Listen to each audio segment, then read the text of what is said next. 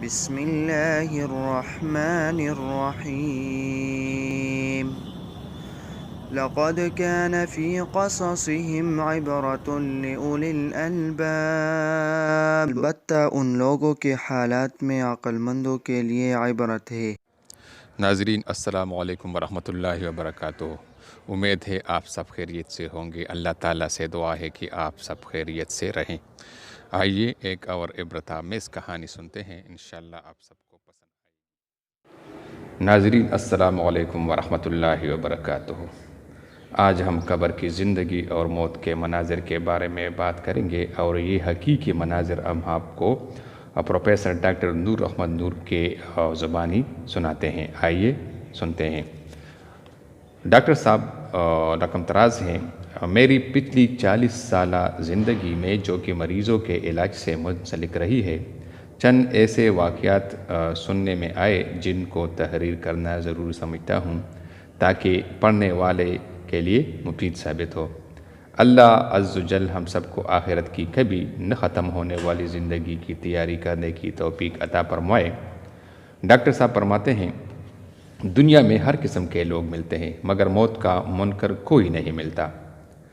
دنیا میں آنے والا ہر شخص موت کو برحق سمجھتا ہے، کیونکہ یہ عام مشاہدے کی بات ہے کہ دنیا کی ہر چیز چاہے وہ جاندار ہے یا بے جان، پناہ کی طرف رواں دواں ہے۔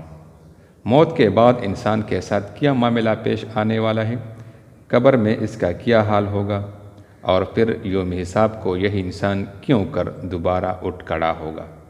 یہ ایسی باتیں ہیں جو ہمارے مشاہدے میں نہیں، لیکن اللہ تعالیٰ کی طرف سے دنیا میں مبعوث ہونے والے ہر نبی علیہ السلام نے، اور سب سے آخر میں خاتم النبیین حضرت محمد صلی اللہ علیہ وسلم نے ان سب مراحل کو تفصیل کے ساتھ بیان فرمایا۔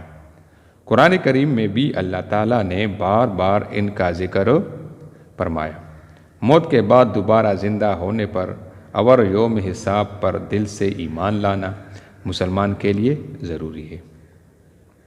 آج کل کے ماحول میں اگر کسی سے قبر حشر کی بات کی جائے تو اول تو وہ سنتا ہی نہیں، اگر سنتا ہے تو توجہ نہیں دیتا، یا پھر ایسا تاثر ملتا ہے کہ گویا یہ قبر و حشر کا معاملہ کسی دوسرے کے ساتھ پیش آنا ہے۔ بطور ڈاکٹر میں نے قریباً 100 مسلمانوں کو اپنے سامنے مرتے دیکھا، اور میں اس جستجو میں رہا کہ اس مرنے والے کے آخری الفاظ کیا ہیں۔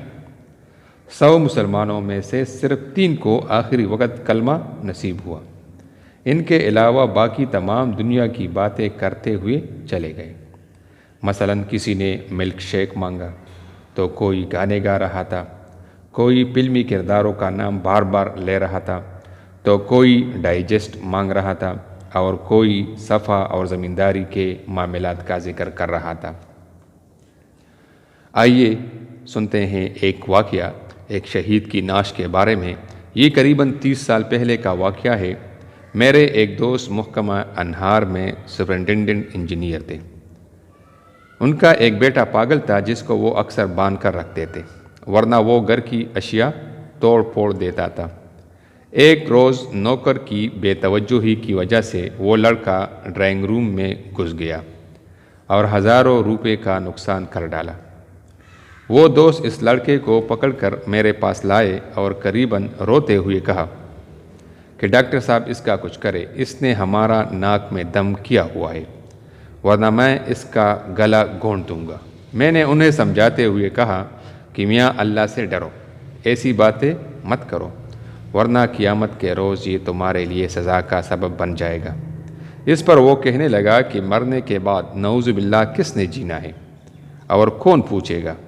میں اس پر چپ رہا کہ کہیں مزید یہ کفریہ کلمات نہ کہہ ڈالے، چنانچہ بات ختم ہو گئی۔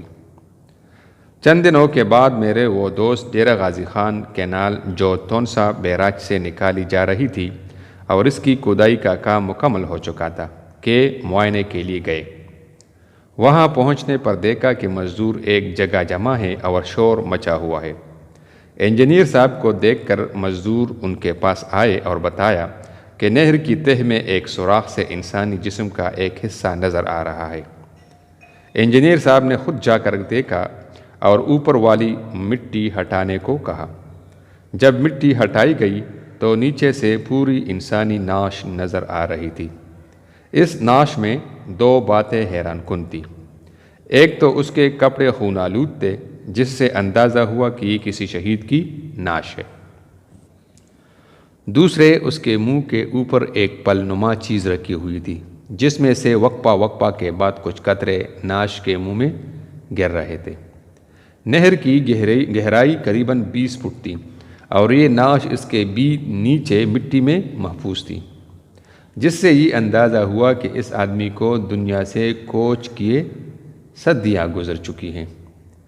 اس شام کو انجینئر صاحب میرے گھر آئے اور مجھے پورا واقعہ سنا کر کہنے لگے کہ قرآن پاک میں جو کہا گیا ہے کہ شہیدوں کو مردہ مت کہو بلکہ یہ زندہ ہیں اور رزق دیے جاتے ہیں، میں اس آیت کی زندہ مثال دیکھ کر آیا ہوں اور مجھے مکمل یقین ہو گیا ہے کہ مرنے کے بعد ایک زندگی ہے جس میں یوم حساب بھی ہے، کیونکہ اگر ایسا نہ ہوتا تو زمین اس شہید کی نعش کو بھی کھا جاتی جو صدیوں سے زمین کے اندر محفوظ ہے۔